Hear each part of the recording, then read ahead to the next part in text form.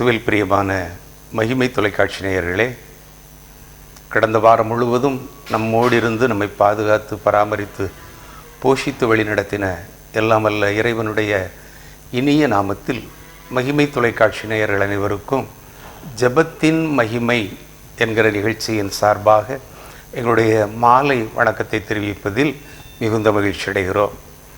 இயற்கை சூழ்நிலைகள் மாறியிருந்தாலும் கர்த்தர் நம்மை தம்முடைய மறைவில் வைத்து நம்மை பாதுகாத்தார். அதை போல கொடிய கொள்ளை நோய் உலகமே கதிகலங்கி கொண்டிருக்கிற இந்த நேரத்திலும் ஆண்டவர் நம்மை தமது சிறகுகளில் மறைத்து கண்மணி போல பாதுகாத்து வழி நடத்தினார். நாம் அவருக்கு என்னத்தை செலுத்தப் போகிறோம்? நன்றி நிறைந்த உள்ளத்தோடு அவருடைய பாதத்திலே காத்திருப்போம். கடந்த வார நிகழ்வுகளை நாம் பகிர்ந்து கொள்வோம், இணைந்து ஜெபிப்போம், இறையாசீர் பெற்றுக்கொள்வோம். சரி, இப்போ கால சூழ்நிலையும் மாறிட்டு இருக்கு, பருவநிலைகள்லாம் கொஞ்சம் மாறிக்கிட்டு இருக்கு. இப்போ நமக்கு வெயில் தான் அடிக்கணும். இந்த கோடை காலம் முன்னால் செய்தித்தாள்களை பார்த்தீங்கன்னா அங்கே 100 டிகிரி வந்துச்சு, 105 வந்துச்சு. ஆமாம், கடந்த ஆண்டோட இந்த ஆண்டு வெயில் கூடிட்டு வெயிலில் சுருண்டு விழுந்து முதிய வருஷம் ஆமாம் அப்படின்னு பார்ப்போம். இந்தியா முழுவதும் வெயிலுக்கு இத்தனை பேர் இறந்து போனாங்க அப்படின்லாம் செய்திகள்லாம் வரும். இந்த தடவை அந்த மாதிரி செய்திகள் இல்லை. ஒரு பக்கம் கொரோனா அதை மறைச்சிட்டு ஆண்டவர் பாதுகாக்கிற தேவன். அவர் சொல்கிறாங்க, பகலிலே வெயிலாகிலும் இரவிலே நிலவாகிலும் உன்னை சேதப்படுத்துவதில்லை அப்படிங்கிறது தான் அவருடைய வாக்கு. நம்ம பகுதியில் எடுத்துட்டிங்கன்னா மழை, 2 புயல்கள், எதிர்பாராத புயல்கள். ஆமாம், கோடை காலத்தில் புயலே வராது, 2 புயல்கள் வந்துட்டு. ஆமாம், டவுதியன் ஒரு புயல், அதுலேயும் நம்ம பகுதிகளுக்கு நல்ல மழை கிடைத்தது. இப்போ யாஸ்னு ஒரு புயல், அதுக்கு நமக்கு சம்மந்தமே இல்லை, ஆனாலும் அதுலேயும் நல்ல மழை கிடைத்திருக்கு. வெயில்னா என்னென்னு தெரியாமல் அப்படி ஒரு மழையிலே அக்னி நட்சத்திரம்னு சொல்லக்கூடிய இந்த காலங்கள்லாம் மாறி ஒரு இதமான சூழ்நிலை குற்றாலத்தில் இருந்த மாதிரி நம்ம ஒரு குளிர்ச்சியான கொடைக்கானல், ஊட்டி போன்ற அனுபவம் நமக்கு கிடைச்சது. பருவநிலையே மாறிட்டு இருக்கு. ஆனால் வெயிலுங்கிறது அடிக்கணும். ஆமாம், அந்தந்த டைமில் வெயில் அடிக்கணும். நிறைய மாற்றங்கள், அதாவது நம்முடைய தவறுகளால தான் அதெல்லாம் நடக்குது. ஆமாம், பருவமழை தவறி வரக்கூடாது. முதல்ல அந்த டைமில் பயிர் போட்டிருப்பாங்க, மழை அழிச்சிருது இல்லை, அந்தந்த டைமில் தான் அது வரணும். ஆமாம், அப்படி எல்லாமே ஆண்டவரே சொல்லி எல்லாத்துக்கும் ஒரு காலம் உண்டு தானே சொல்லி. பிரசங்கி 3ஆம் அதிகாரத்தை எடுத்தீங்கன்னா எல்லாத்துக்கும் ஒரு காலம் உண்டு. அந்த காலம் தவறும் போது, பருவம் தவறும் போது எதுவுமே சிறப்பாக அதோட நமக்கு வெயில் அடிக்கும் அப்படின்னா இந்த பயிர் போடணும்னு அவங்க எதிர்பார்ப்பாங்க. ஆமாம் ஆமாம், ஆனால் மழை வந்துடும். ஆமாம் ஆமாம், அதனால நிறைய அழிவு. ஆமாம், உணவுப் பொருளுக்கு தட்டுப்பாடு வரலாம். ஆமாம், கண்டிப்பாக வரும்ல. ஆமாம், அறுக்கணும்னு நினச்சிருப்பாங்க, அதை வெள்ளம் அறுக்க முடியாத சூழ்நிலையில் போயிடுது. சிலர் இப்போ தான் நாற்றுப்பாவி வச்சிருக்காங்க, அது வெள்ளத்தில் மூழ்கிறது. அதனால பல சேதங்கள் வருது. மக்கள் நிறைய பாதிக்கப்பட்டிருக்காங்க. இப்போ நிறைய இடங்கள்ல இப்போ மேற்கு வங்காளம், ஒரிசா, அங்கெல்லாம் அந்த புயல்னால மக்கள் நிறைய லட்சக்கணக்கான மக்கள் வீடு வாசல்கள் எல்லாம் இழந்திருக்காங்க. குறிப்பாக ஒரிசா பகுதியிலெல்லாம் ரொம்ப தாக்குதல். எப்பவுமே அந்த புயல், எல்லா புயலும் அங்கதான் போய், ஏன்னா இந்தியாவில் வளைவில் இருக்கு. ஆமா ஆமா, இந்திய அமைப்புல அது அந்த ஓரமா இருக்கனால நேர தாக்குறது பூரா அங்க இருக்கு. அதே போல இந்த பக்கம் கன்னியாகுமரி மாவட்டம், மற்ற மாவட்டங்களை விட கன்னியாகுமரி மாவட்டமும் அதே போல கடலுக்கு அருகாம கடலுக்கு இடையில இருக்கனால பாதிப்பு வருது. நிறைய மக்கள் பாதிப்பு, வீடு இழந்திருக்காங்க நிறைய பேர். ஆமா, வெள்ளங்கள் நிறைய வீடுகளை சூழ்ந்து மக்கள் பாதிக்கப்பட்டிருக்காங்க. நான் ஏசாயா என்ன சொல்கிறாருன்னா, கொடூரமானவர்களின் சீரல் மதிலை மோதி அடிக்கிற பெருவெள்ளத்தை போல் இருக்கையில், பெருவெள்ளமாக இருந்தாலும் சரி, ஆண்டவர் ஏழைக்கு பலனும் நெருக்கப்படுகிற எளியவனுக்கு திடனும் பெருவெள்ளத்துக்கு தப்பும் அடைக்கலமும் வெயிலுக்கு ஒதுங்கும் நிழலும் ஆனீர். ஆண்டவருடைய வாக்கு மாறாதது. எத்தனை சூழ்நிலையில் இயற்கை சீற்றங்கள் இருந்தாலும் ஆண்டவர் பாதுகாக்கிறார், கண்மணியை போல பாதுகாக்கிறார். இந்த நல்ல ஆண்டவருக்கு நாம் எத்தனை கோடி நன்றி சொன்னாலும் தாங்காது. ஒரு இன்றைக்கு பார்த்தீங்கன்னா மத்திய அரசாங்கம் இந்த சேதமடைந்த பகுதிகளுக்கு உதவி செய்துட்டு தான் இருக்கிறாங்க. என்ன ஆனாலும் மக்களுக்கு அது என்ன செய்ய முடியும்?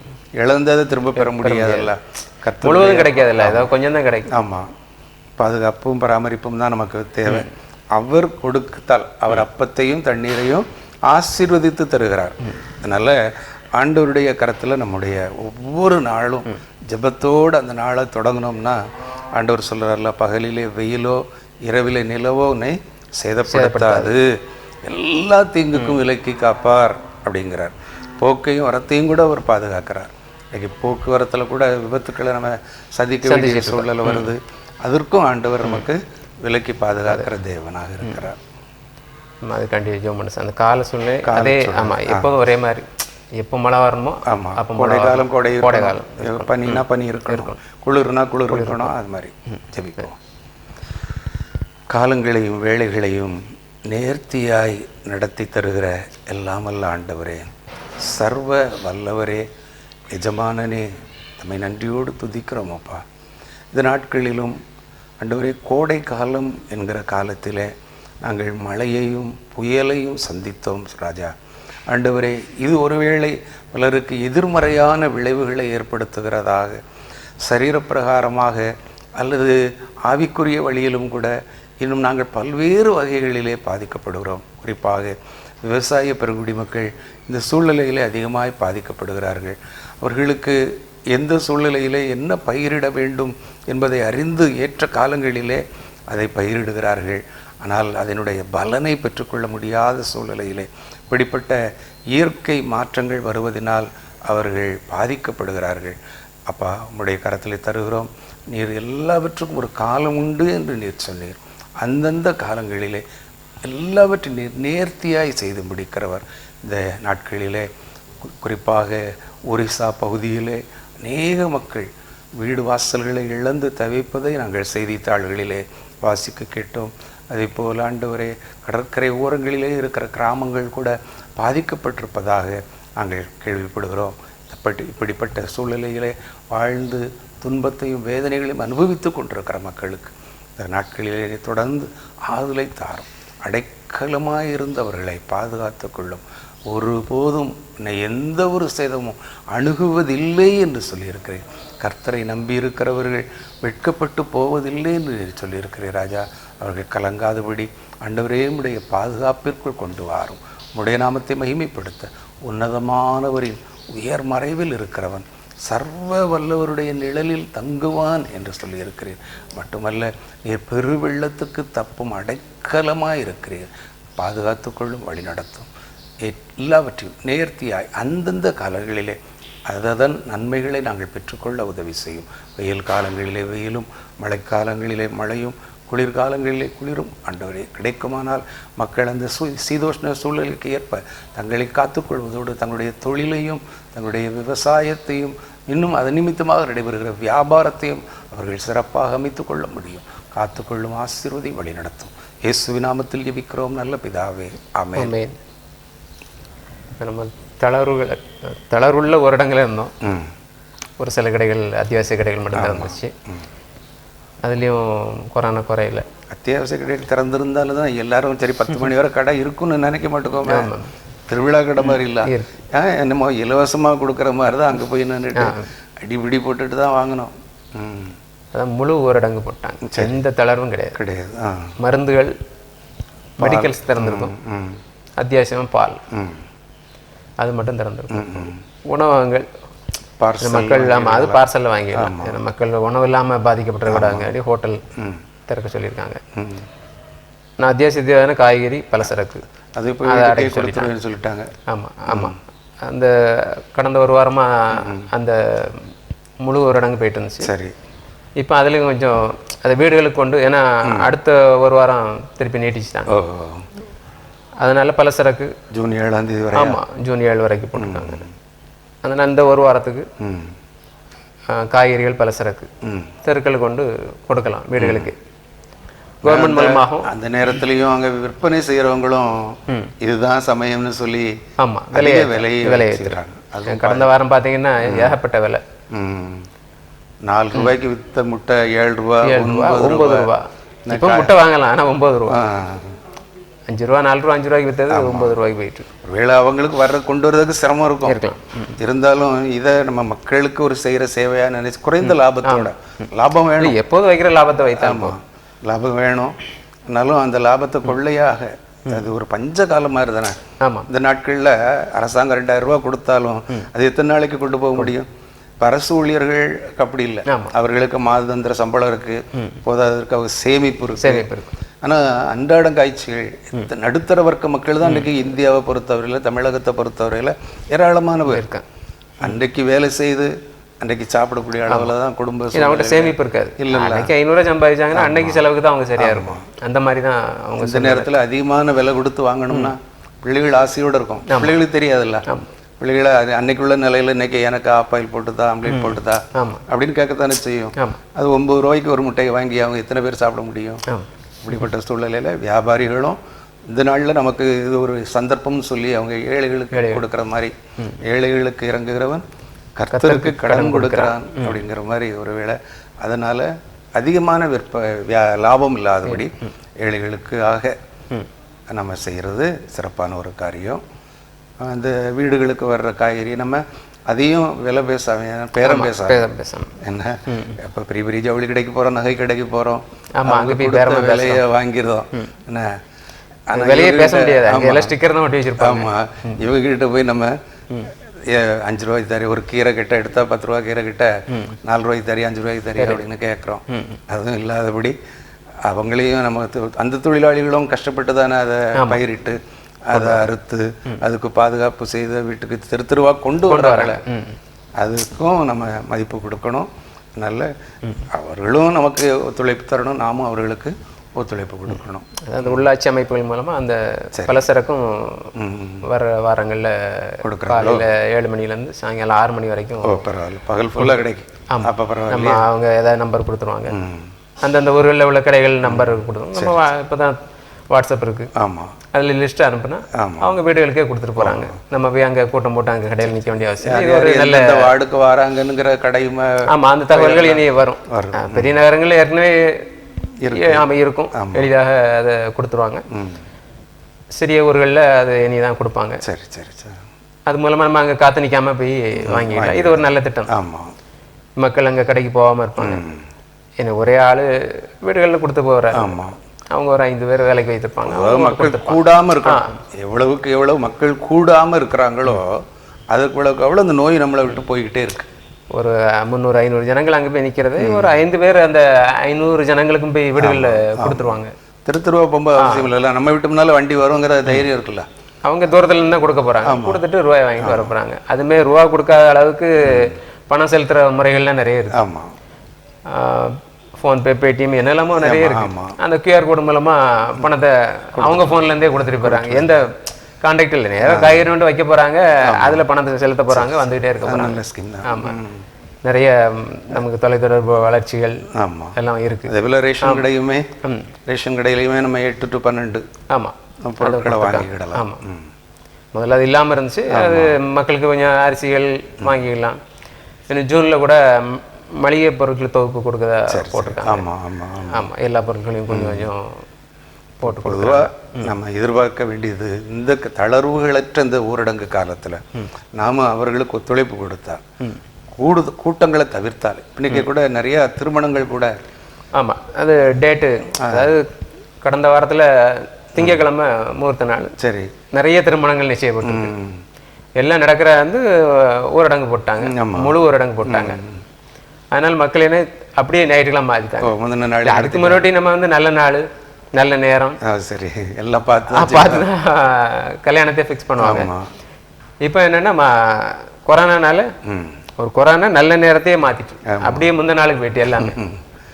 சரி, ரெண்டாவது பார்த்தீங்கன்னா ஒரு இடத்துல கல்யாணம் எதிர்பார்க்காம அவங்க மணமக்களே அவங்கவே போய் கோயிலில் போய் மாலையை மாற்றி 2 வீட்டார் கூட வரல.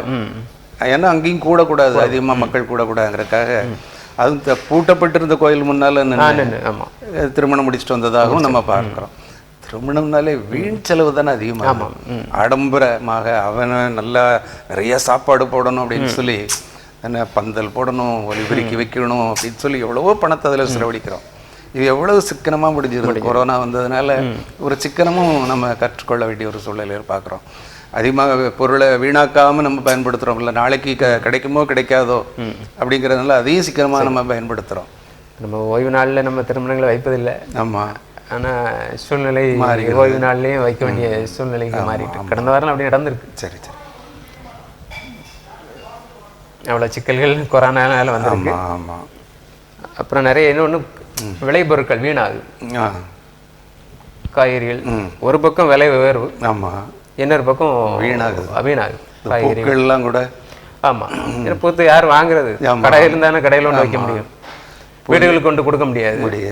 எல்லாரும் பூ வந்து கடையில் இருந்தால் போய் வாங்கிடுவாங்க, வீட்டில் கொண்டு கொடுத்து வைக்கிறது. பூ பறிக்கிறவங்களுக்கு நம்ம சம்பளம் கொடுத்தக்கூடிய அளவுக்கு அங்கே லாபம் இல்லை அவங்களுக்கு. பூ கடைக்காரன் அவங்க கடை திறக்கல. இன்னொன்று திருமணம் இருந்தால் அதிகமாக பூக்கள் இல்லை, பூக்கள் அதிகமாக அவங்க தெருவில் கொண்டு கொட்டுறாங்க. அவங்க எவ்வளோ அந்த பூ அதை நம்பி தான் அவங்க அதில் வர்ற பூவை விற்று தான் காசு எடுக்குன்னு நினச்சிருப்பாங்க. வாங்க ஆள் இல்லை. சீசனில் தானே இப்போ நல்ல சீசன் வரக்கூடிய மே மாதம் வந்து இந்த மாதம் வந்து திருமணம் நிறைய இருக்கும், நல்ல சீசன், அவங்களுக்கு நல்ல விலை கிடைக்கும். ஆமாம், இந்த ஆண்டு தான் வருமானம் ஏதாவது கிடைக்குமான்னு பார்த்துருப்பாங்க. அதுலேயும் நிறைய பேர் இழந்து போயிருக்காங்க. என்னோட காய்கறிகள் வந்து வீடுகளுக்கு கொண்டு போகும்போது குறைவான அளவில் தான் போய் சேரும். ஆமாம். இப்போ மொத்த வியாபாரிகளுக்கு அவங்க எதிர்பார்க்குற அளவுக்கு சேல்ஸ் ஆகலை. இப்போ இவங்களும் சில்லறை வியாபாரிகளும் போக முடியலை, அவங்களும் கொண்டு வந்து கொடுக்க முடியலை. ஏன்னா காய் தோட்டத்தில் பறிக்காங்க. ஆமாம், அதை கொண்டு வாங்கிறதுக்கு அங்கே மார்க்கெட்டில் அவ்வளவு எல்லாரும் கொண்டு கொடுத்தாங்க, எத்தனை பேர்ட்ட வாங்குவாங்க? வீணாக குப்பைக்கு போகுது. தக்காளி எல்லாம் சில இடத்துல இப்போ 50 ரூபாய்க்கு வந்த தக்காளி எல்லாம் இன்னைக்கு தெருவில் கொண்டு கொட்டுறாங்க. அந்த அளவுக்கு இன்னைக்கு சூழ்நிலையும் மாறி இருக்கு. அப்படிப்பட்ட சூழ்நிலையும் மாறணும் சார். விளைச்சல். ஆமாம், வாழைக்கொலை எடுத்தாலும் சரி தான், வாழைக்கொலை 30 ரூபாய்க்கு போகுதுன்னு சொல்கிறாங்க. அப்புறம் வாழை இலைகள் ஹோட்டல்களில் இல்லை. ஆமாம், ஹோட்டல்களில் ஆமாம், வாசலுக்கு பிளாஸ்டிக் பேப்பர்லாம் போட்டு கொடுக்குறாங்க. ஆமாம், அந்த வாழை இலைகள் அதில் வச்சுருக்குறாங்க. இப்போ பார்சலும் அந்த நேரத்தில் போடலையே, போட்டு ஏற்கனவே இந்த பேப்பரில் போட்டு வச்சுருக்காங்க, பாக்ஸில் வச்சுருக்காங்க, அதைத்தான் கொடுக்குறாங்க.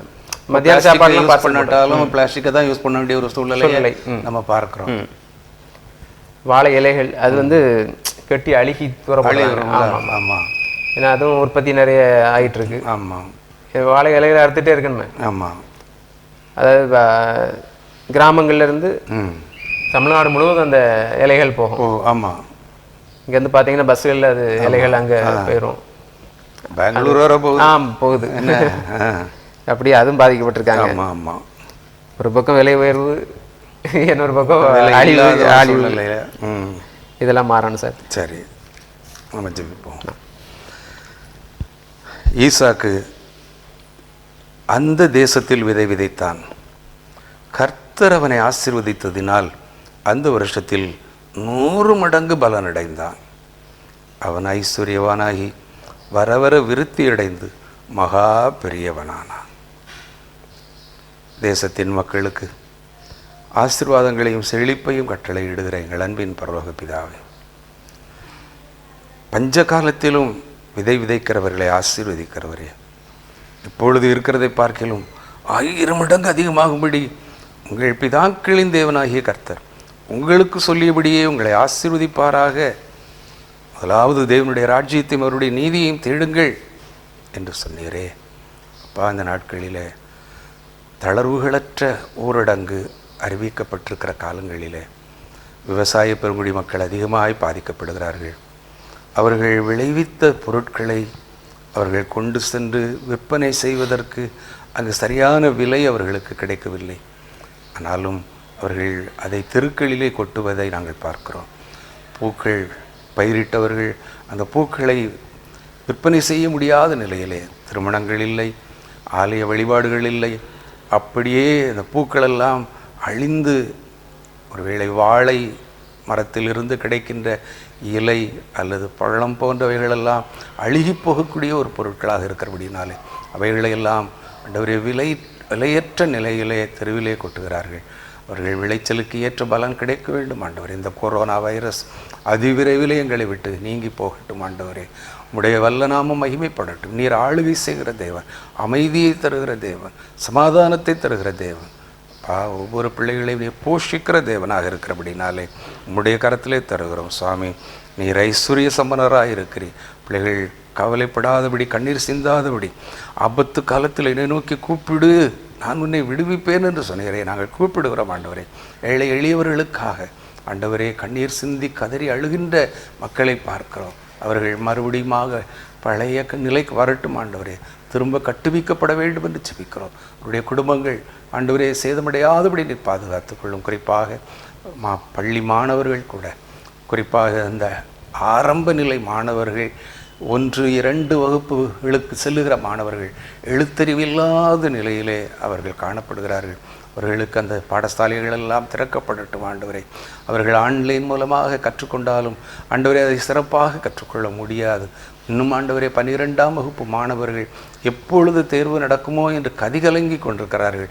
திடீரென்று தேர்வு நாளை அறிவித்து விடுவார்களோ, தேர்வுக்காக ஆயத்தம் செய்ய முடியாமல் போய்விடுமோ என்று கலங்கி கொண்டிருக்கிறார்கள். அந்த பிள்ளையுடைய கலக்கத்தை நீர் மாற்றித்தர வேண்டும் என்று ஜெபிக்கிறோம். அவர்களுடைய உயர் கல்வி இன்னும் 12ஆம் வகுப்பு முடித்து அடுத்து நான் என்ன செய்ய வேண்டும் என்று தெரியாத நிலையிலே சிக்கி தவிக்கிறார்கள். அப்பா, கடந்த ஓராண்டு முழுவதும் இப்படியே கடந்தது. இன்னும் ஆண்டவரே, நாங்கள் எத்தனை நாள் தான் இந்த வேதனைகளை அனுபவிக்க வேண்டும்? உம்முடைய கரத்திலே தருகிறோம் சுவாமி. மானானது நீரோடைய வாஞ்சித்து கதறுவது போல நாங்கள் உம்மை நோக்கி கூப்பிடுகிறோம். தேவந்தாமே இறங்கும் சுவாமி. பிள்ளைகளுடைய கண்ணீர்களை எல்லாம் துடைத்தரும். பல்வேறு கட்டங்களிலே, பல்வேறு சூழ்நிலைகளிலே பல்வேறு மக்கள் பாதிக்கப்படுவதைத்தான் நாங்கள் பார்க்கிறோம். யாரும் இதனால் வாழ்ந்து செழித்திருப்பதை நாங்கள் பார்க்க முடியவில்லை. ராஜா, நீர் இறங்கும், உதவி செய்யும். மக்களுடைய கண்ணீர்களை துடைத்தருளும். அவருடைய முகங்களிலிருந்து கண்ணீரை துடைப்பேன் என்று நீர் வாக்கு கொடுத்தபடி நீர் பாதுகாத்துக் கொள்ளும். இயேசுவின் நாமத்தில் ஜெபிக்கிறோம் நல்ல பிதாவே, ஆமென். கடந்த வாரம் கருப்பு பூஞ்சை பற்றி, சரி, இப்போ அதில் கலர் கலராக வர ஆரம்பிச்சு, வெள்ளை மஞ்சள் அப்படின்னு 2 கலரில் சரி வந்திருக்கு. அது சம்மந்தம் பொருளிகள் கூட நிறைய, வெங்காயத்துலேருந்து அந்த கருப்பாக இருக்குல்ல, அதுலேருந்து அதான் அந்த பூஞ்சையிலேருந்து தான் வருது, இப்படிலாம் பரப்பி விட்றாங்க. அது வந்து வழக்கமாக வரக்கூடியது. அந்த பூஞ்சை நோயினால், அதை கொரோனா பாதிக்கப்பட்டு குணமானவங்களுக்கு தான் அது வருது. நோய் எதிர்ப்பு சக்தி கம்மியாக இருக்கனால வருது. சரி சரி. அதுவும் கருப்பு பூஞ்சை, வெள்ளை பூஞ்சை, மஞ்சள் பூஞ்சை. ஆனால் கண் மருத்துவர்கள் என்ன சொல்கிறாங்கன்னா, ஆரம்பத்தில் நீங்கள் வந்தீங்கன்னா நாங்கள் உங்களை பாதுகாக்கிறோம். எப்பவுமே முதல்ல நம்ம மருத்துவரை தேடணும். நாம அதுக்கு மருந்து போடக்கூடாது. அந்த காலங்கள் மாதிரி இல்லை. அந்த காலங்களில் ஒரு இஞ்சியை சாப்பிட்டா கூட, அல்லது ஒரு வெங்காயத்தை நச்சு அதை தலையில் வச்சுட்டா கூட தலைவலியெல்லாம் போகிறதுன்னு பார்த்தோம். இன்னைக்கெல்லாம் அப்படியெல்லாம் இல்லை. அது எந்த சூழ்நிலையில் வருதுன்னு. அந்த காலங்களில் ஒரே மருத்துவர் இருப்பார், உடல் முழுவதுக்கும் அவர் தான் மருத்துவர். இன்னைக்கு அப்படி இல்லையே.